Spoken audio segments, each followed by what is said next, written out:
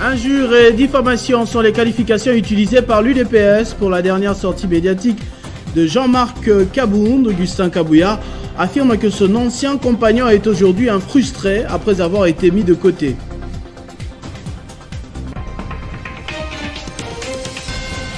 Mettre toutes les batteries en marche pour résoudre le conflit qui ne cesse d'empiler des morts dans l'est de la RDC.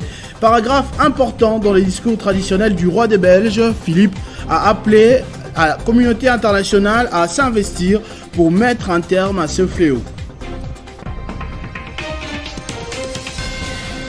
Sylvano Kasongo a annoncé cette semaine que les voitures des particuliers qui devraient quitter immédiatement les commissariats qui ne serviront désormais plus de parking, une mesure prise pour préserver ces environnements de travail.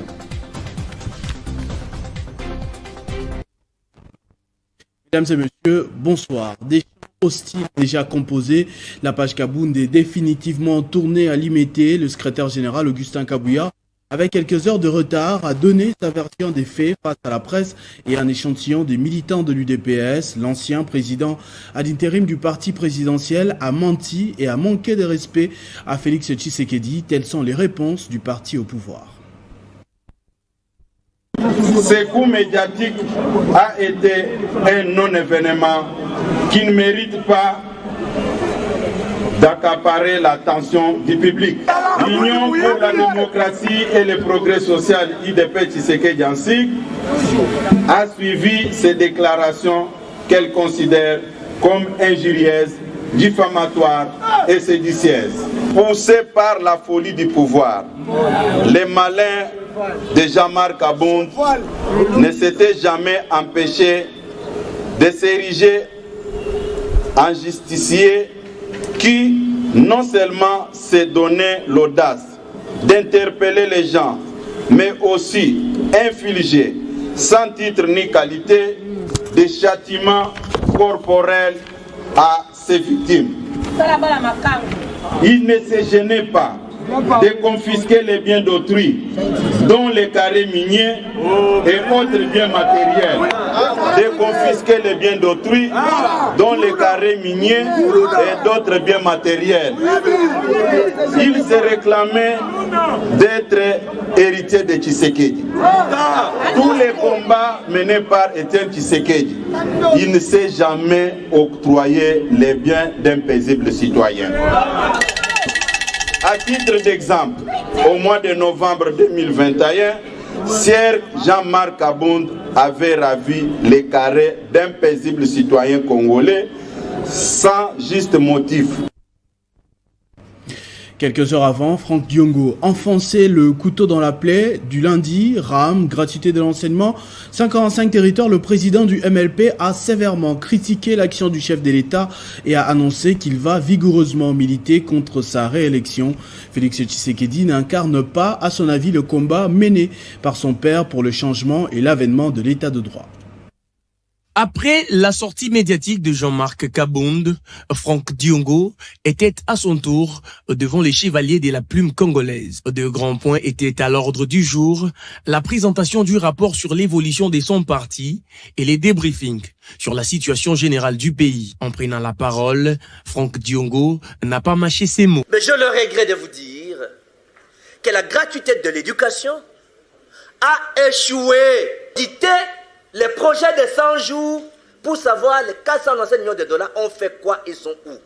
Le président du MLP dit s'est désolidarisé du président de la République et de son gouvernement car, selon lui, le pays va vers les chaos. Et c'est dans tous les secteurs de la vie nationale. Il est engagé dans la mauvaise direction. Il va tout droit vers sa désintégration, sa déchéance et le chaos. Ainsi, Franck Diongo se déclare opposant de Félix Tshisekedi et affirme que lui et son parti, n'ayant pas géré, n'endossera pas les bilans mitigés de l'actuel régime.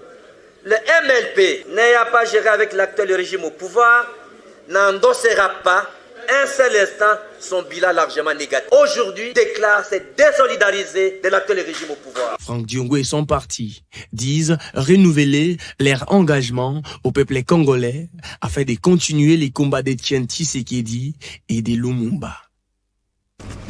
Pendant ce temps, bien qu'en vacances parlementaires, le député national Josué Mufula continue de réfléchir activement sur les voies et moyens pouvant mettre un terme rapidement à l'agression de la RDC. L'élu du Nord Kivu pense qu'il faudrait donner de la force aux FRDC en améliorant leurs conditions sociales. Il promet de se pencher sérieusement sur cette priorité dès la rentrée de septembre. Il n'a pas sa langue en poche quand il s'agit de parler de son pays. Le député national Josué Mufula, en vacances parlementaires, a abordé plusieurs sujets sensibles de l'heure. Le mouvement terroriste M23 se réclame congolais et réclame le dialogue par rapport, bien entendu, à certaines revendications, malheureusement, qui ne rencontrent aucune aspiration du peuple congolais. L'élu de Goma est resté sceptique face aux promesses tenues par le chef de l'État dans plusieurs domaines.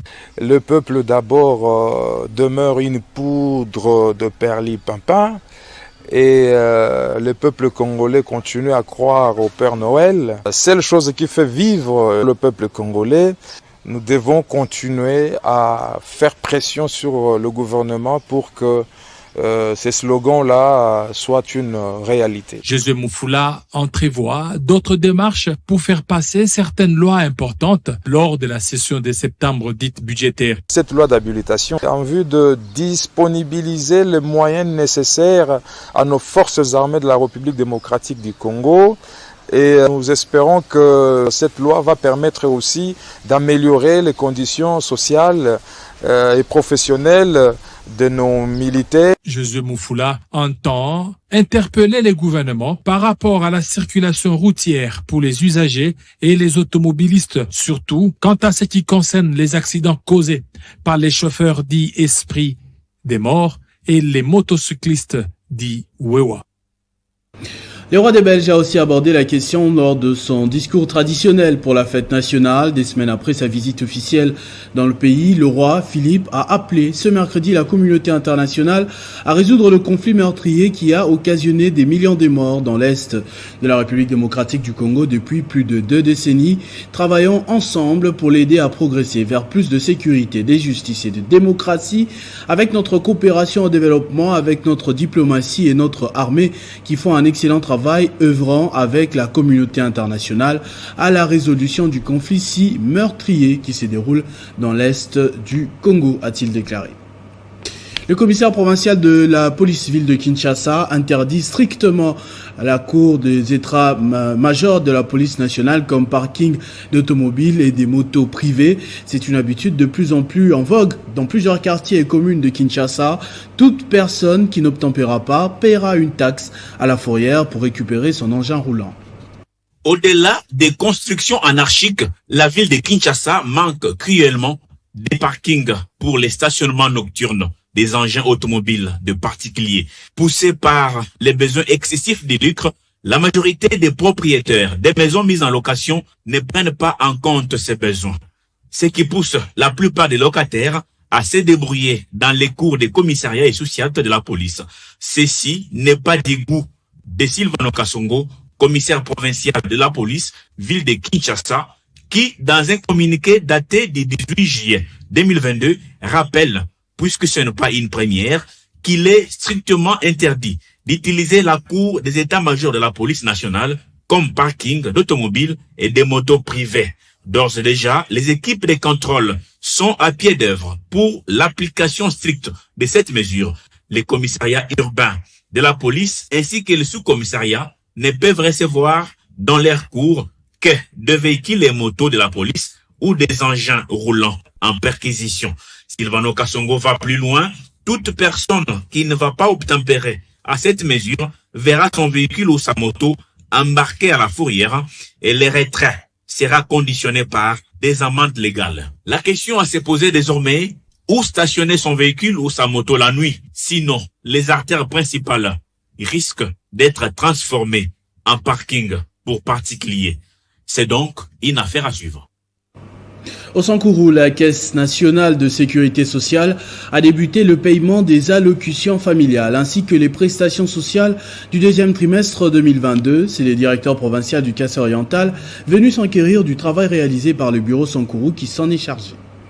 C'est dans le but de soutenir la vision du chef de l'État, Félix Tshisekedi, résumé dans l'expression « le peuple d'abord », que le directeur général de la Caisse nationale de sécurité sociale, le docteur Jean-Simon Fouti, a dépêché à Lodja, dans le Sankourou, le directeur provincial du Kassai oriental, Alidor Mamina Kaïcha, conjointement avec le responsable du bureau de la SNCF du territoire de Lodja, Victor Wonia, pour la remise de brevets de prestations sociales aux nouveaux pensionnés du régime général de la sécurité sociale. Nous avons profité de cette mission, notamment pour aussi faire appliquer la législation en matière de sécurité sociale, bien que nous venons nous rassurer comment elle fonctionne. La chose qui m'a fait plaisir, c'est voir que le bureau est en harmonie avec tous les partenaires sociaux, mais aussi la société civile à travers les causes des tribunaux. Le responsable du bureau de la Caisse nationale de sécurité sociale, Lodja, Victor Onia,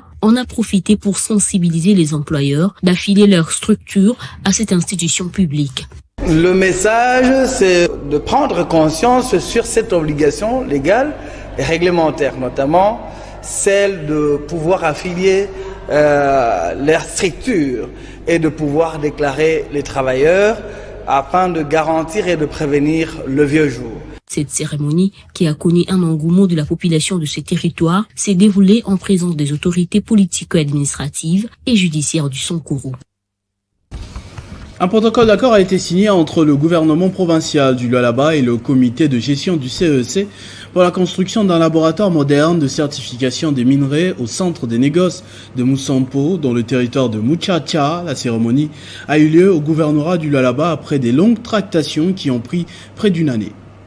Près de 12 mois ont suffi au gouvernement provincial et le centre d'expertise d'évaluation et certification des substances minérales précieuses et semi-précieuses CEC pour parvenir à un accord sur le projet d'implantation d'un laboratoire CEC au centre de négoce Moussampo dans la province du Lualaba pour la certification des minéraux avant leur exportation. Dans une cérémonie présidée par la première citoyenne du Lualaba, le texte a été adopté avec succès par les parties prenantes, moyennant quelques amendements soulevés par l'autorité provinciale après la lecture à l'intention de tous. La partie CEC s'est engagée à respecter les exigences du gouvernement provincial en construisant, outre le laboratoire, les infrastructures dignes de cette structure en province, tout en saluant l'aboutissement heureux de ce long processus. Satisfaite de ce gigantesque projet, Marie-Thérèse Masuka Saini a rendu hommage au premier citoyen de la République démocratique du Congo, Félix Tshisekedi Tshilombo, pour avoir rendu possible l'aboutissement de ce processus. Je félicite, remercie et encourage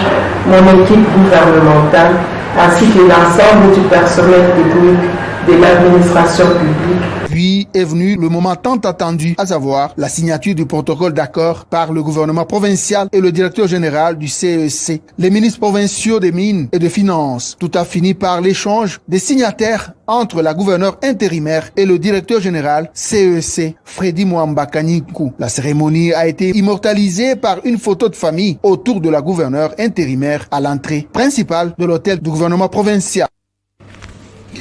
Agenda de transformation agricole, un programme initié par Félix Tshisekedi visant l'autosuffisance alimentaire. C'est l'Pacifique KHA qui coordonne sa mise en œuvre. Ce programme est en pleine phase d'exécution. Christian Kalonji.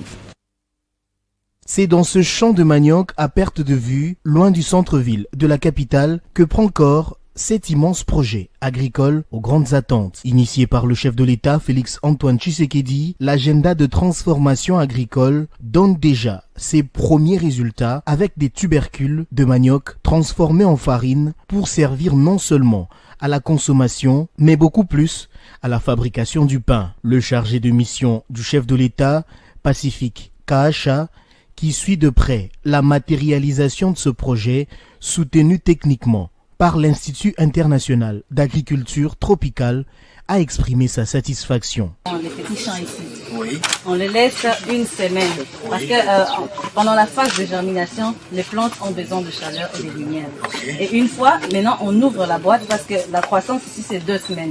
pour booster la croissance. Dans cette usine de transformation du gouvernement, plusieurs tubercules sont transformés en poudre depuis plusieurs mois maintenant. Grâce à cette idée novatrice du chef de l'État et à l'instar d'autres pays africains qui connaissent l'autosuffisance alimentaire, cette farine, qui en grande quantité prend le chemin d'une boulangerie, propose une meilleure qualité en protéines aux boulangers et aux consommateurs. Une baguette fabriquée dans cette boulangerie, par exemple, est composée de 10% de manioc panifiable.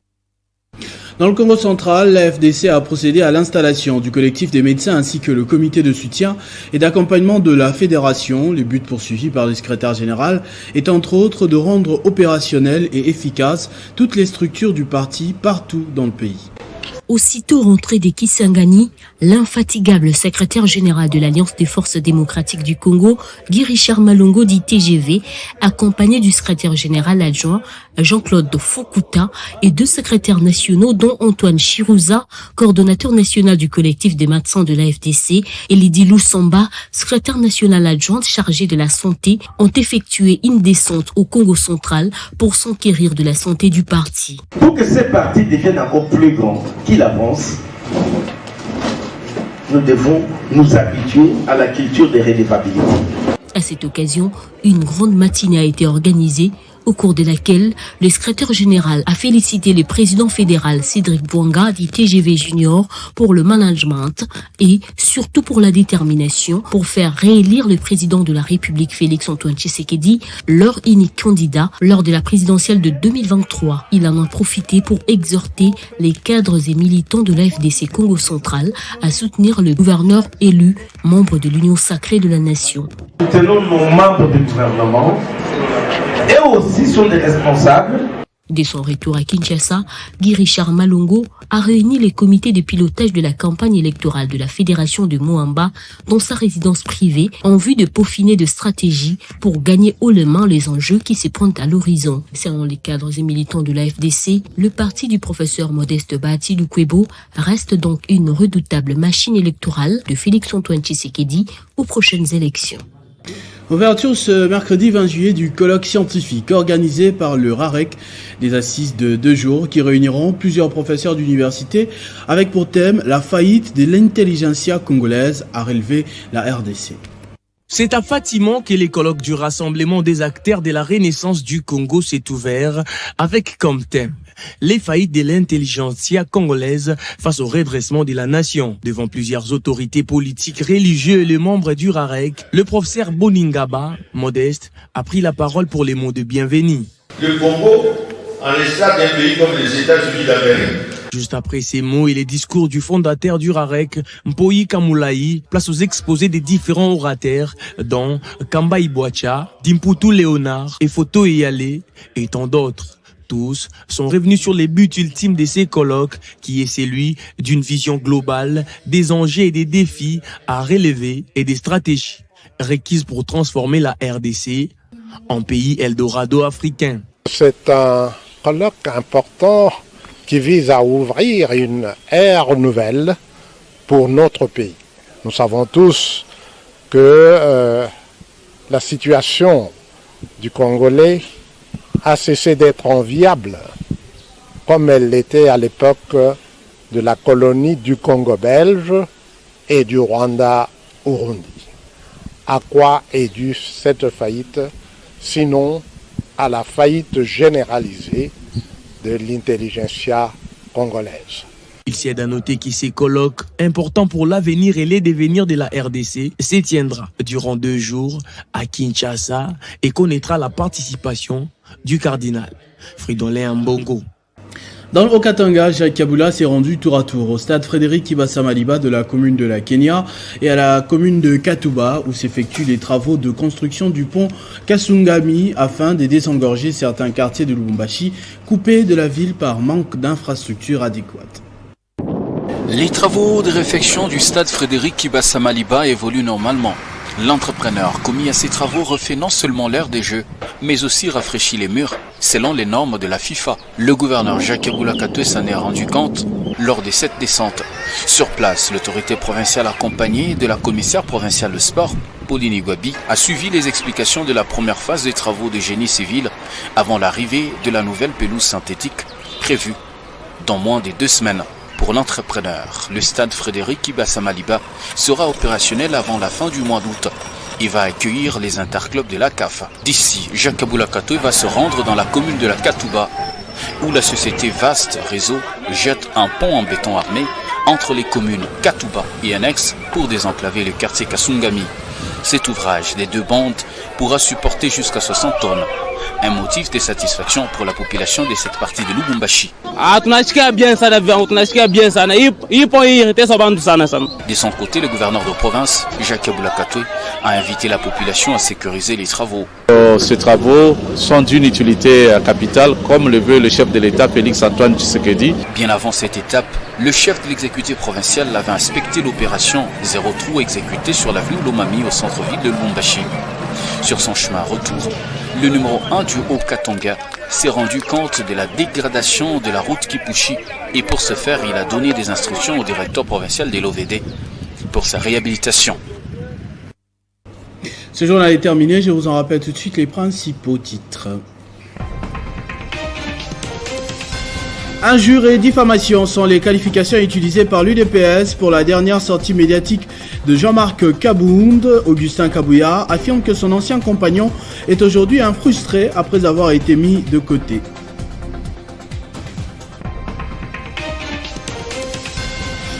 Mettre toutes les batteries en marche pour résoudre le conflit qui ne cesse d'empiler des morts dans l'est de la RDC, paragraphe important dans les discours traditionnels du roi des Belges. Philippe a appelé la communauté internationale à s'investir pour mettre un terme à ce fléau. Sylvano Kasongo a annoncé cette semaine que les voitures des particuliers devraient quitter immédiatement les commissariats qui ne serviront plus de parking, une mesure prise pour préserver ces environnements de travail. A tous et à toutes, merci de votre attention soutenue. Restez fidèles au programme de votre chaîne Télé 50. Vivez heureux, vivez 100 ans, mesdames et messieurs.